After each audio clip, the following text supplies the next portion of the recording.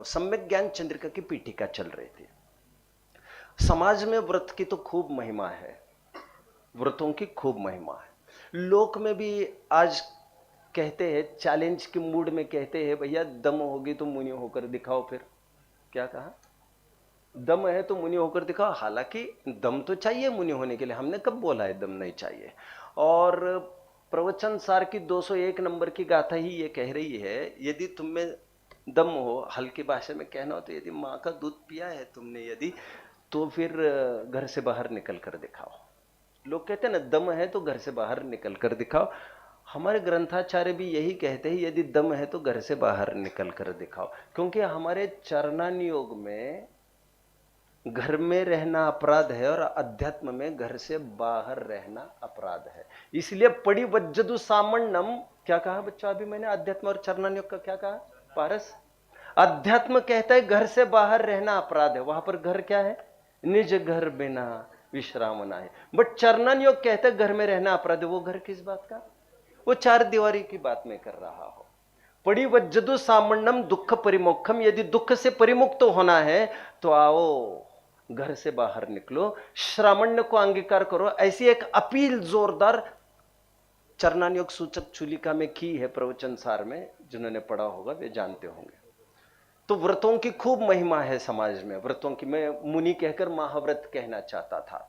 शंकाकार सम्यक ज्ञान चंद्रिका की पीठिका में मैं प्रश्न पूछूंगा, हाँ किसी को भी पूछूंगा पब्लिक में से, तो फिर इनाम भी बांटी जाएगी। तो प्रश्न रिपीट करना है आपको। शंकाकार की शंका है, चरणानुयोग का पक्षपाती ये कहता है कि व्रतों को अंगीकार करो तो कोई दम है, कोई बात उसमें है। एक, यदि तपश्चरण को अंगीकार करो तो उसमें तो कोई दम है। दो, तीन, दान करो तो कोई बात है। चार, अरहंत आदि की भक्ति करो, गुण स्तवन करो तो कोई दम की बात है। चार, भक्ति हो गए, दान हो गया। उदासीन रहो तो कोई दम है। पांच बातें कह रहे वहां पर। क्या? पांच बातें। विषयों से उदासीन होने की बात कर रहे हैं। इस शास्त्राभ्यास से क्या होगा, इस स्वाध्याय से क्या होगा? बहुत सुंदर प्रकरण है, समझदार लोग घर पर जाकर उसे देखेंगे जरूर। सम्यक ज्ञान चंद्रिका की पीठिका, क्वेश्चन नंबर 13, चरणानुयोग का पक्षपाती कहता है। और उन्होंने क्या दलीलें खड़ी की है सामने? किसे खड़ा किया है सामने? 5 जनों को खड़ा किया है। व्रतियों को, त्यागियों को, दानियों को, भक्तों को और उदासीन जीवों को। उदासीन का तात्पर्य यहां पर विषयों से उदासीन, अभी अभी बात पता चलेगी। विषयों से उदासीन मतलब जैसे तैसे विषयों से उदासीन होना, बिना ज्ञान के, बिना पदार्थों के ज्ञान के उदासीन, मतलब शमशान वैराग्य इन शॉर्ट। तो 5 बातें कह रहे, जरा मुझे रिपीट करो बच्चों में से कोई प्लीज।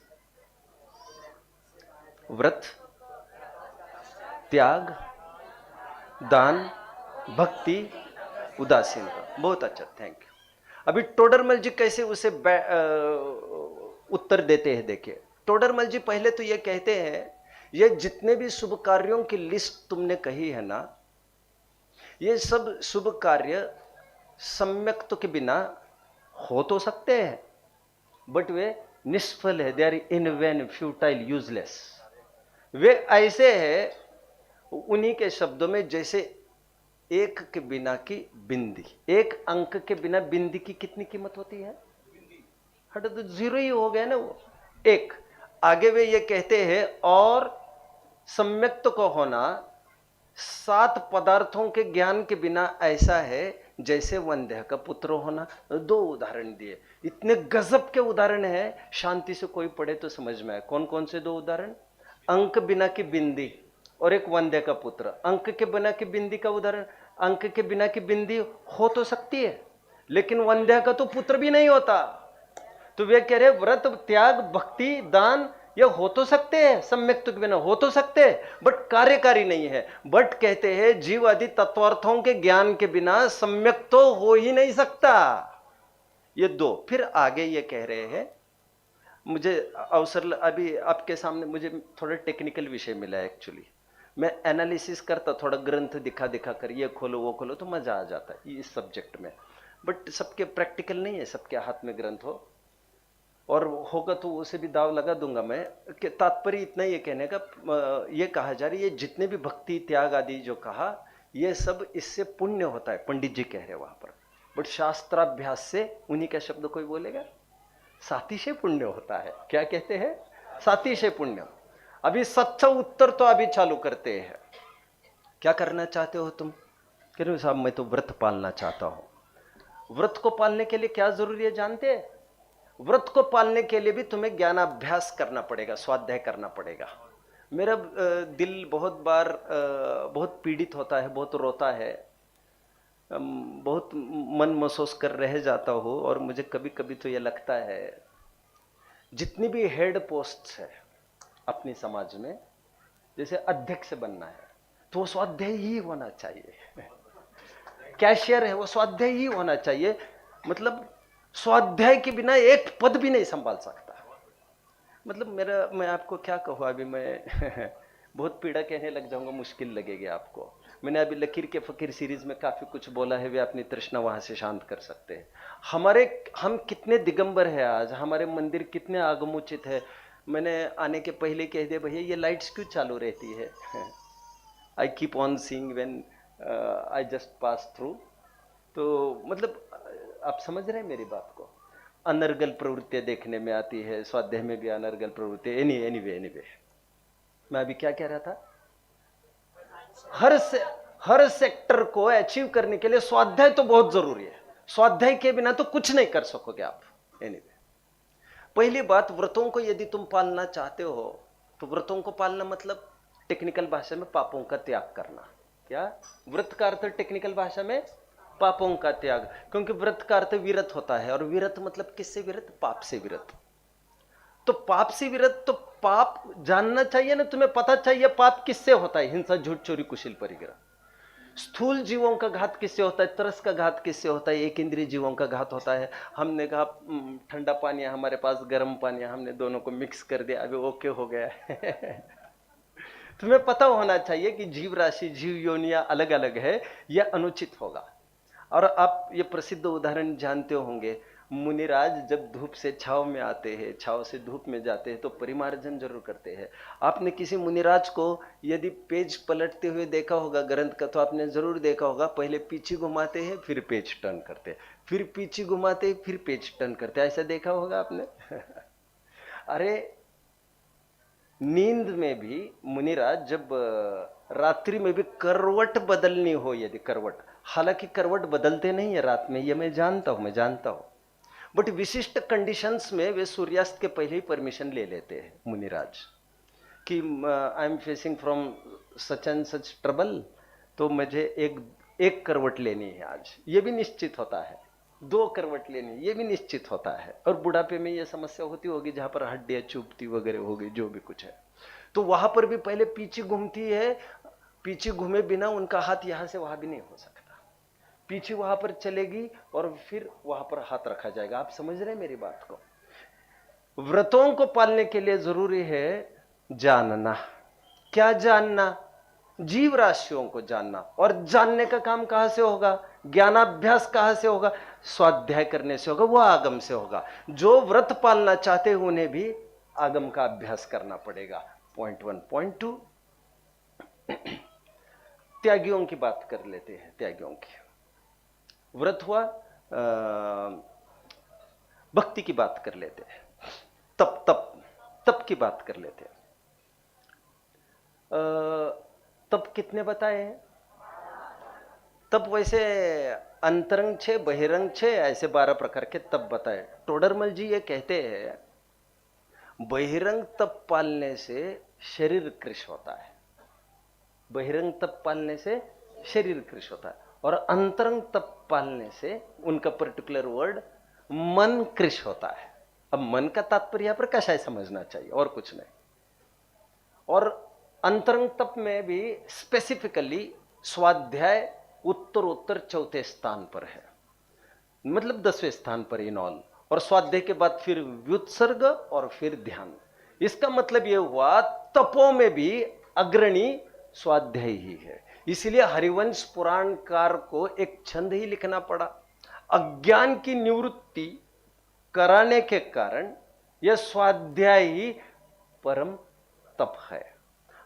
एनीवे, इसीलिए आई थिंक ज्ञानार्णव ग्रंथ में, ज्ञानार्णव में इसलिए लिखना पड़ा कि पंचम काल में ध्यान संभव नहीं है। जो ग्रंथ में लिखा है वो बता रहा हूं भैया, जब टाइम आएगा तब अपेक्षा भी खोली जाएगी। द्रव्य संग्रह वाले सिद्ध करते हैं कि चौथे गुण स्थान में ध्यान होता है। ज्ञानार्णव वाले कहते हैं कि गृहस्थावस्था में ध्यान थोड़ी होता है तो प्रचुर ध्यान की बात कर रहे हैं, आप समझ रहे हैं। लेकिन अभी मुझे यह कहना है, ज्ञानार्णव वाले ये कहते पंचम काल में यदि किसी को तप करना है तो स्वाध्याय के अलावा कोई चारा नहीं है। वहां पर स्वाध्याय की महिमा चल रही है। ये दूसरी बात हो गई। दूसरी बात को डिफेंड किया। पहले किस बात को डिफेंड किया? पहले व्रतियों को। व्रत यदि पालने हैं, व्रतों की अपेक्षा भी शास्त्राभ्यास करो, अथवा शास्त्राभ्यास करके ही व्रत संभव है। सेकंड बात, तपश्चरण को भी यदि पालन करना है तो उसमें भी ज्ञान स्टैंड्स अहेड। टोडरमल जी और एक उदाहरण देते हैं वहां पर 8वें अध्याय में। वैसे एक दृष्टिगोचर, जैसे किसी ने उपवास किया तो चरणान योग उसे तप कह देता है, बट वे बात करते हैं लेकिन स्वाध्याय को भी तप कहा गया है। अब चरणान योग इसको मुख्य नहीं करता। आप समझ रहे मेरी बात को? तो जो फिजिकल एक्टिविटीज है उसी को चरणान योग मुख्य करता है। तपस्वी कहते हैं हमारे दिमाग में जो अनशन आदि करने वाले आया है, ये सब चरणान योग की महिमा है। दूसरा पॉइंट हुआ। अभी तीसरा पॉइंट, भक्ति भी दान। दान को ले लेते हैं। दान कितने प्रकार के हैं? आहार दान, औषध दान, अभय दान और ज्ञान दान। पंडित जी साफ साफ ये कहते हैं, बाकी की अपेक्षा जानते हैं हम, लेकिन पंडित जी साफ साफ वहां पर कहते हैं ये तीनों जो दान है वे तात्कालिक समस्याओं का निवारण करते हैं। भूख लगी है तो 2-5 घंटे का काम निपट जाएगा तुम्हारा, अथवा बीमारी कोई बीमारी हुई होगी तो 1-2-5 महीने के लिए उसका निवारण हो जाएगा। और अभय दान का भी, किसी को मरण संबंधी भय आदि हुआ हो तो उसको कुछ कहकर उस समय में उस पर्याय के लिए टाला जा सकता है, आदि आदि। बड़ी ज्ञानदान, तीर्थंकर, गणधर आदि इसी का प्रयोग करते हैं, ऐसा साफ साफ वहां पर उल्लेख किया है। तो दान में भी कौन प्रधान हुआ? शास्त्राभ्यास, ज्ञानदान, स्वाध्याय।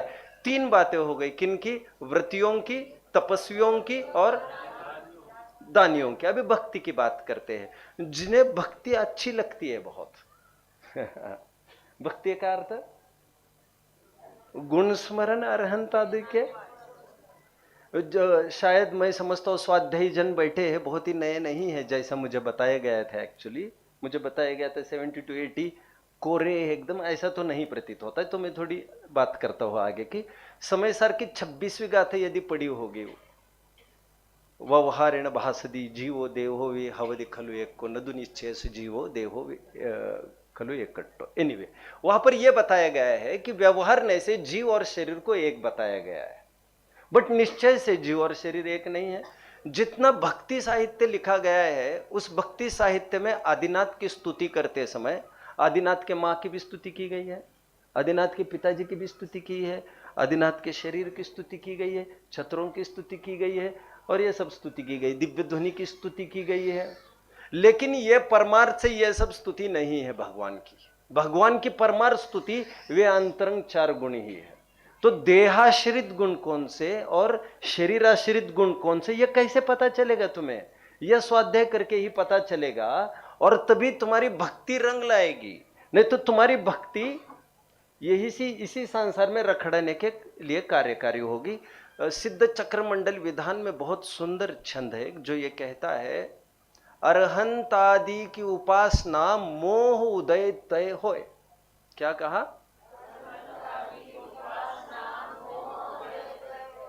जब आत्मा स्वयं में लीन होता है तब उपशम की घड़ी आती है। यह आगे की लाइन बोली जा रही। मतलब अरहंत आदि की उपासना यह मोह के उदय से होती है। पंचास्तिका संग्रह का प्रकरण यदि पढ़ा होगा किसी ने, वहां पर एक उत्थानिका में यह आया है, पंच परमेष्टि की भक्ति मोक्ष मार्ग के लिए परंपरा कारण है, यह सिद्ध करते हैं। क्या कहा? रिपीट। यह सिद्ध करते हैं। तुरंत एक गाथा है, कमिंग गाथा, उस गाथा की उत्थानिका देखिए क्या है। पंच परमेष्टि की भक्ति साक्षात मोक्ष मार्ग में अंतराय है, ये सिद्ध करते हैं। हो गई बात। दो ही गाथा में क्या होते हैं, क्या है, साक्षात मोक्ष मार्ग में क्या है, अंतराय है, ये सिद्ध करते हैं। एनीवे, तो भक्ति का सच्चा स्वरूप यदि समझना है तो उसके लिए भी तुम्हें स्वाध्याय ज्ञानाभ्यास करना पड़ेगा। और एक बात रही, कौन सी बात रही, उदासीनता की। जैसे तैसे घर पर लड़ाई झगड़ा करके बीवी बच्चों से शमशान वैराग्य की मैं बात कर रहा था, ऐसी द्वेष बुद्धि वाली उदासीनता काम की नहीं है। टोडरमल जी ने यही प्रकरण संवर तत्व संबंधी भूल में अनुप्रेक्षा के अंतर्गत लिया है, उसको वहां से पढ़ना चाहिए। यह द्वेष बुद्धि वाली उदासीनता काम की नहीं, वहां पर सेम प्रकरण बोल रहे हैं। हमें चाहिए वितराग दशा के बल पर उत्पन्न हुई उदासीन दशा, और वह होती है स्व पर का ज्ञान होने से। वहां पर एक उदाहरण देते हैं वे, जैसे कोई ठगों की टोली में पला बड़ा हुआ, ठगों की टोली में, और बहुत टाइम बाद उसे पता चला कि मैं इस परिवार का हिस्सा नहीं हूं, तो कोई जन होते हैं वे उनसे गुस्सा करने लगते हैं और लड़ झगड़ कर अलग होना चाहते हैं। बट और एक कैटेगरी के लोग हैं जो समझते तो है किसी न किसी बहाने कि अरे इन्होंने हमको किडनैप किया था और आज हम यहां हैं, तो वे क्या करते हैं, समझदार लोग स्व पर को जानकर, हित अहित को जानकर वे निरंतर छटपटाट करते छूटने की। बट जब तक छूटते नहीं है तब तक बाहर रूप से देखा जाए तो वह आदर भक्ति करते रहते हैं जैसे करना चाहे वैसे, और प्रॉपर चांस की तलाश में रहते हैं और प्रॉपर चांस मिलते निकल जाते हैं। टोडरमल जी ने वहां पर यह सिद्ध किया है, जिन्हें भक्ति करनी हो वे भी शास्त्राभ्यास करें, जिन्हें तपश्चरण करना हो वे भी शास्त्राभ्यास करें, जिन्हें व्रत पालना हो वे भी शास्त्राभ्यास करें, जिन्हें उदासीन भाव चाहिए सच्चा उन्हें शास्त्राभ्यास करना चाहिए। सभी अनुष्ठानों को यदि पालना हो तो शास्त्राभ्यास ही प्रदान है, और शास्त्राभ्यास के जरिए हमें दुनिया पता चलती है। मैं कई दफे इस बात को कह चुका हूं, हमें अखबार पढ़ने की, टीवी देखने की कुछ भी जरूरत नहीं। लोग ये कहते हैं थोड़ा व्यवहारिक नॉलेज होना चाहिए। मेरे प्रति भी लगभग मैं समझता हूं विद्वानों के प्रति ऐसे आक्षेप होते होंगे, इन्हें व्यवहारिक नॉलेज कुछ भी नहीं है। क्या कहते हैं, व्यवहारिक नॉलेज नहीं है इन्हें, ये पुस्तक ही कीड़े हैं, पुस्तक पढ़ते। तो मैं ये कह रहा हूं हमारी माँ, मेरी माँ बांझ नहीं है। क्या कहा, मेरी माँ जिनवानी पढ़ने के बाद कुछ भी पढ़ना शेष नहीं रहता है। जावानी के ज्ञान ते रोज बोलते हो तुम सूझे लोकालोक, ये देखने के बाद दुनिया देखने की जरूरत ही नहीं पड़ती है हमें। तो जो लोग स्वाध्याय को छोड़कर अतिरिक्त अनुभव के बटोरने के पीछे जो ये कहते हैं कि मुझे अभी भ्रमण करना है, दुनिया देखना चाहिए, ये करना है, वे फिजूल अपना समय खराब कर रहे हैं जहां तक मैं समझता हूँ। लौट कर बुद्धू यहीं पर आएंगे, और जब भी विरक्ति होगी वो शास्त्राभ्यास से ही होगी, क्योंकि आगम सिद्धा अत्था ऐसा भी एक सूत्र आया है। क्या अभी एक सूत्र कहा था 20-25 मिनट पहले, वो कौन सा था, आगम चक्षु साहू। मैंने कहा तो 236वीं गाथा है वो। आगम चक्षु साहू मतलब आगम ही साधु जनों की आंखें, आगम के जरिए ही वे देखते हैं सब कुछ। सुमेरु पर्वत आपने देखा है, मैंने देखा है। आपने देखा है सुमेरु पर्वत, बस देख लिया आपने। आगम के द्वारा देखना ही है, क्योंकि आगम ज्ञान भी ज्ञान ही है, भले ही परोक्ष, उससे क्या फर्क पड़ता है। बट आगम भी बताया प्रत्यक्ष ज्ञानियों ने ही है। तो कोई कहीं से लौट कर आए और हमें वहां की बात बताए और प्रामाणिक पुरुष हो तो हम तो उनकी बात मान लेंगे, भले ही प्रत्यक्षता जैसा आनंद नहीं होगा, बट एक रफ जानकारी हो जाएगी और प्रयोजन की सिद्धि हम कर लेंगे उससे।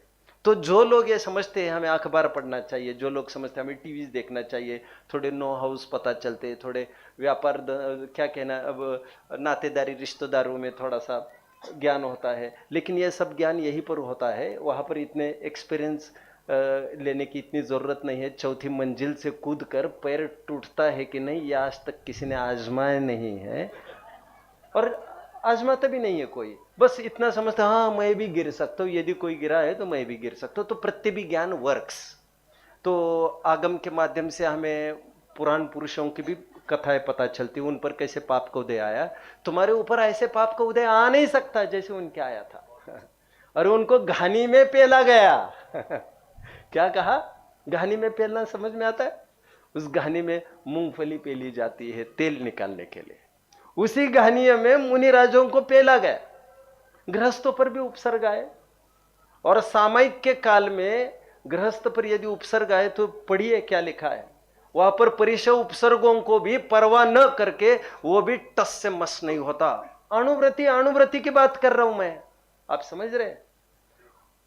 क्या लिखा है वहां पर? लिखा है परिशहम अपिच मौन धरा, आपको ख्याल में होगा। चेलोप श्रेष्ठ मुनिर्व, 102 नंबर का श्लोक। क्या लिखा है? मुनिराज में और श्रावक में, सामयिक में बैठे श्रावक में इतना ही फर्क दिखता है। यदि मुनिराज पर कोई उपसर्ग आ जाए और साथ में सामयिक में स्थित गृहस्थ पर हूबहू वही उपसर्ग आए, तो यहां से उफ नहीं होगी तो यहां से भी बिल्कुल उफ नहीं होगी। दोनों में कुछ भी फर्क नहीं होता। बट ये टाइमिंग फर्क है। ये अनित्य तादात्म्य की बात कर रहा हूं मैं, तात्कालिक संबंध की बात कर रहा हूं। केवल जब तक सामयिक में है तब तक। सामयिक से बाहर निकलने के बाद वो श्रावक प्रभावित होने लग जाएंगे, क्योंकि अभी तो श्रावक है ना। बट उस 1 घंटे में यदि विचार किया जाए तो घर जलकर खाक हो जाए, वहां पर श्रावक उठेगा नहीं। इतनी विरक्ति उसकी मुनि के टक्कर की होती है, क्योंकि he is on the thresholds. वो देहरी पर है, अभी तलहटी पर खड़ा है मुनि साधना के। बस थोड़े टाइम और की बात है, फिर वो उसी साधना की ओर स्विच हो करने वाला है। खैर, जो स्वाध्याय करते हैं उनको कोई सामाजिकता निभाने की जरूरत नहीं है। और सामाजिकता क्यों निभाते? वैसे हमने बहुत सोचा था यार तुम कभी ना कभी काम में आओगे, बट ऐसा हो न सका। और जितना समय तुमने वे हमें काम में आए इसलिए उसकी जी हुजूरी में लगाया है, यदि उतना समय तुम अपने निजी अध्ययन में लगाता तो इतनी दृढ़ता प्रकट होती कि तुम्हें किसी के सहयोग की जरूरत ही महसूस नहीं होती। उस ताकत को हम वहां क्यों नहीं लगाए? बस देखो, गांधी जी का एक कोट आपको याद ख्याल में रहना चाहिए। बच्चों को हजारों अनुकूलताएं जोड़ने के बजाय उन्हें हजारों प्रतिकूलताओं से जूझने की विद्या दो। क्योंकि तुम आज अनुकूलता तो जोड़कर चले जाओगे, व्हाट आफ्टर दैट? ठेका तो तुमने लिया नहीं है। यहाँ पर कभी भी भूकंप होता है, एनी टाइम फ्लड्स, अर्थक्वेक, सब कुछ होता है। कभी कोविड आता है, कभी कुछ आता है, कभी कुछ आता है। उसके साथ कैसे बैटल करोगे तुम? तो यदि ये शक्ति हमारे पास है तो दैट विल वर्क। चलो, समय मेरा हो गया है।